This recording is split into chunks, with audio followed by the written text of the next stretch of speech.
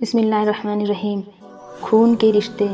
کہتے ہیں کہ ایک دن گاؤں میں کنویں پہ عجیب ماجرا ہوا کہ جو ڈول بھی کنویں میں ڈالا جاتا وہ واپس نہ آتا، جبکہ رسی واپس آ جاتی۔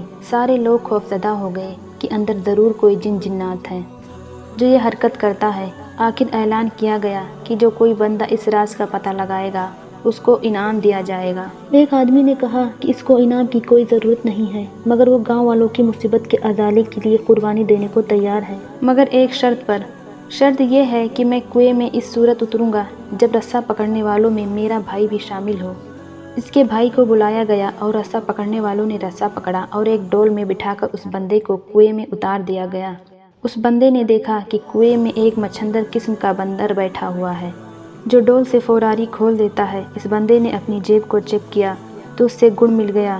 اس نے وہ گڑ اس بندر کو دیا۔ یوں بندر اس سے مانوس ہو گیا۔ بندے نے اس بندر کو کندھے پر بٹھایا اور نیچے سے زور زور سے رسا ہلایا۔ گاؤں والوں نے رسا کھینچنا شروع کیا اور جو ہی ڈول اندھیرے سے روشنی میں آیا وہ لوگ بندر کو دیکھ کر دہشت زدہ ہو گئے کہ یہ کوئی عفریت ہے جس نے اس بندے کو کھا لیا ہے اور اب اوپر بھی چڑھ آیا۔ وہ سب رسا چھوڑ کر سرپٹ بھاگے، مگر اس بندے کا بھائی رسے کو مضبوطی سے تھامے اوپر کھینچنے کی کوشش کرتا رہا۔ آخر وہ کنارے تک پہنچ گیا۔